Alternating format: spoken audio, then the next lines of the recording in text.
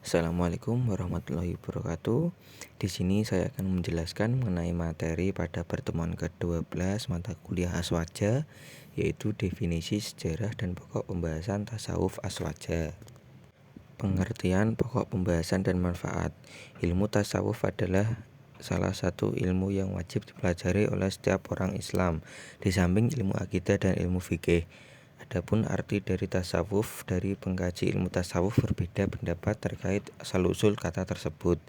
Di antaranya adalah kata tersebut berasal dari safa atau bersih, sufa yang berarti teras, saya yang berasal dari kata Yunani yang berarti hikmah, dan suf yang berarti kain wol. Secara istilah, tasawuf adalah ilmu yang mengetahui sifat-sifat baik hati manusia, sifat-sifat yang terpuji ataupun yang tercela, cara membersihkannya dari sifat-sifat yang tercela dan menghiasnya dengan sifat-sifat yang terpuji, dan cara untuk suluk atau perjalanan spiritual kepada Allah Ta'ala. Pokok pembahasannya adalah perbuatan-perbuatan hati dan indera dari segi cara menyucikan dan menjernihkannya. Manfaat mempelajarinya adalah dapat membersihkan hati dari sifat-sifat tercela dan dapat bermakrifat kepada Allah dengan cara dan selamat di akhirat dengan keberuntungan dan keridhaan dari Allah Ta'ala. Sejarah perkembangan dan macam-macam tasawuf. Esensi tasawuf sudah ada sejak zaman Nabi, sebagaimana dalam hadis Jibril yang menanyakan kepada Rasulullah SAW tentang makna iman, Islam, dan ihsan. Pada era Nabi dan sahabat, tasawuf belum menjadi sebuah istilah. Belum ditemukan istilah awal, makom, fana, bakok, dan istilah-istilah tasawuf lainnya. Meskipun demikian, substansi dari istilah-istilah tersebut sudah ada di era Nabi dan sahabat. Adapun dalam perkembangannya, tasawuf dapat diklasifikasikan menjadi 3 macam. Yang pertama yaitu tasawuf amali. Pada abad pertama dan kedua Hijriah, tasawuf merupakan amalia ibadah mendekatkan diri kepada Allah. Pada periode ini, para sufi belum memberi perhatian tentang mendalam tentang keadaan-keadaan hati dan tahapan-tahapan suluk. Menurut Al-Fatazani, pada abad ini tasawuf diidentikan dengan laku zuhud oleh para sufi. Di antara tokohnya adalah Al-Ahsan Al-Basri dan Rabi'ah Al-Adawiyah. Dalam periode ini tasawuf belum secara spesifik. Yang kedua yaitu tasawuf akhlaki atau sunni. Tasawuf akhlaki mulai muncul pada abad ketiga Hijriah. Pada periode ini, para sufi mulai memberi perhatian mendalam tentang keadaan-keadaan hati dan proses solo, hingga perhatian mereka dalam sisi akhlak sangat mendalam hingga mereka membuat metode untuk memakrifat dengan zauk atau intuisi. Dalam periode ini mereka juga mulai membahas tentang hubungan antara Allah dan manusia dengan Allah. Dari tasawuf ini melahirkan tasawuf sunni, yaitu tasawuf yang setiap pandangannya mempunyai landasan Al-Quran dan As-Sunnah dengan jelas. Dengan kata lain, tasawuf ini selaras dengan syariat. Di antara tokoh yang menjadi representasi tasawuf ini adalah Al-Junaid Al-Baghdadi dan Abu Hamid Al-Ghazali.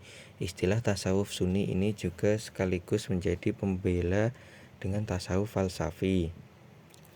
3. Tasawuf falsafi. Tasawuf falsafi adalah tasawuf yang mencampur adukan zauk dengan pandangan-pandangan akal dan mengistilahkannya dengan istilah-istilah filsafat. Ibnu Khaldun dalam mukadimahnya menulis bahwa tasawuf ini mempunyai 4 hal pokok yang diperhatikan oleh pengikutnya. 1. Yaitu mujahadah dan perkara yang dihasilkan dirinya, yaitu zauk dan introspeksi diri. 2. Kas atau ketersingkapnya dan hakikat perkara gaib seperti sifat-sifat ketuhanan, arsy, kursi, malaikat, wahyu, nubuwah, ruh, dan asal-usul alam raya. 3. Bertindak di alam raya dengan berbagai macam-macam karomah. 4. Satah atau lafal yang menjanggalkan yang secara lahiriah adalah wam atau sangkaan yang salah. Tasawuf ini sering bertentangan dengan fikih, sebab pandangan-pandangan tasawuf ini secara zahir sering bertentangan dengan akidah dan syariah, seperti pandangan tentang wahdah al-wujud, rubyah, wahdah al-adan, dan lain-lain. Di antara pemikiran dalam tasawuf falsafi adalah satu, fana. Secara bahasa, arti fana adalah memutus dan menghilangkan. Dalam istilah tasawuf, fana mempunyai beberapa pengertian. Yang pertama yaitu meleburkan sifat-sifat nafsu dan hilangnya sifat-sifat tercela. 2. Meleburkan keinginan-keinginan duniawi. 3. Menghilangkan keinginan-keinginan diri dan menetapkan iradah Allah. 4. Hilangnya pandangan terhadap makhluk. Dan 5. Yaitu hilangnya perasaan dan kesadaran. 2. Ittihad. Ittihad berasal dari lafal iyutahada, kemudian karena proses iqlal menjadi ittihada yang mengikuti wazan ifta'ala yang berfaedah mu'tawa'ah. Makna dari ittihad adalah bersatu. Menurut istilah, ia adalah sebuah kondisi lenyapnya diri seorang hamba di dalam apa yang ia pandang, yakni bersatunya hamba dengan Allah Al-Haq. Pandangan tentang ittihad ini pertama kali diperkenalkan oleh Abu Yazid Al-Bastami.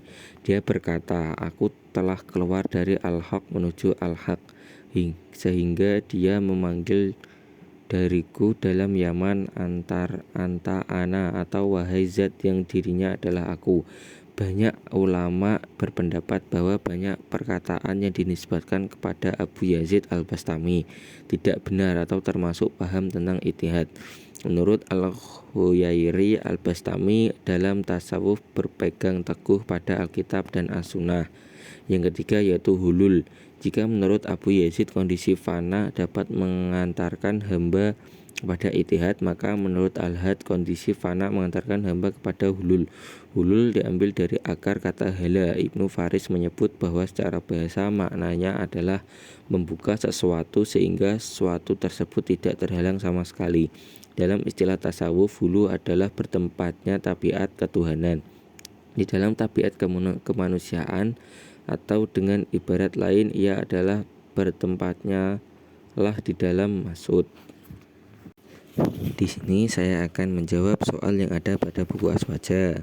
Soal yang pertama yaitu jelaskan secara singkat perkembangan tasawuf di era Rasulullah SAW sampai menjadi amali, akhlaki, dan falsafi. Tasawuf amali pada abad 1-2 Hijriah. Pada periode ini tasawuf lebih berfokus pada amaliyah, ibadah, dan pendekatan diri kepada Allah. Para sufi pada masa ini menjalankan kehidupan zuhud atau menjauhi dunia tanpa mendalami aspek hati atau suluk secara sistematis. Tokoh terkenal pada periode ini adalah Hasan Al-Basri dan Rabi'ah Al-Adawiyah. Yang kedua, tasawuf akhlaki atau sunni abad 3 Hijriah. Tasawuf mulai diperhatikan aspek akhlak dan penyucian hati. Para sufi menerapkan metode ahli atau membersihkan hati dari sifat buruk, tahli atau menghiasi hati dengan sifat baik, dan akhirnya tajali merasakan kehadiran Allah. Tasawuf ini berpegang teguh pada Al-Quran dan Sunnah serta tetap sesuai dengan syariat Islam. Tokoh utamanya adalah Al-Junaid, Al-Baghdadi, dan Al-Ghazali. Yang ketiga yaitu tasawuf falsafi atau abad selanjutnya. Pada tahap ini tasawuf mulai bercampur dengan filsafat dan nasionalitas, mengandalkan zauq atau intuisi, serta tasawuf mulai bercampur dengan filsafat dan nasionalitas, mengandalkan zauq atau intuisi serta konsep-konsep seperti kasyif atau penyingkapan hakikat, mujahadah atau perjuangan spiritual, dan satah atau ungkapan sufi yang sulit dipahami. Beberapa ajarannya terkadang bertentangan dengan fikih dan akidah Islam. Tokoh-tokohnya antara lain Ibnu Arabi, Ibnu Sabin, dan Ibnu Farid. Soal yang kedua, jelaskan masing-masing istilah dari fana, bulu, dan istihad. Fana secara bahasa, arti fana adalah memutus dan menghilangkan. Dalam tasawuf, fana mempunyai beberapa pengertian. Yang pertama yaitu meleburkan sifat-sifat nafsu atau hilangnya sifat-sifat tercela. 2. Meleburkan keinginan-keinginan duniawi. 3. Menghilangkan keinginan-keinginan diri dan menetapkan iradah Allah. 4. Hilangnya pandangan terhadap makhluk. Dan yang kelima yaitu hilangnya perasaan dan kesadaran. Hulul terambil dari akar kata hala. Ibnu Faris menyebut bahwa secara bahasa maknanya adalah membuka sesuatu sehingga sesuatu tersebut tidak terhalang sama sekali. Dalam istilah tasawuf, hulu adalah bertempatnya tabiat ketuhanan di dalam tabiat kemanusiaan, atau dengan ibarat lain ia adalah bertempatnya lahud di dalam masuk. Yang ketiga yaitu ittihad. Ittihad berasal dari lafal iyutahada, kemudian karena proses hal menjadi ittihadnya yang mengikuti wazan ifta'ala yang berfaedah mutawa'ah. Makna dari ittihad adalah bersatu. Menurut istilah ia adalah sebuah kondisi lenyapnya diri seorang hamba ia dalam ia pandang, yakni bersatunya hamba di dalam apa yang ia pandang, yakni bersatunya hamba dengan Allah Al-Haq. Sekian video penjelasan dari saya, mohon maaf apabila ada kesalahan. Saya akhiri, wassalamualaikum warahmatullahi wabarakatuh.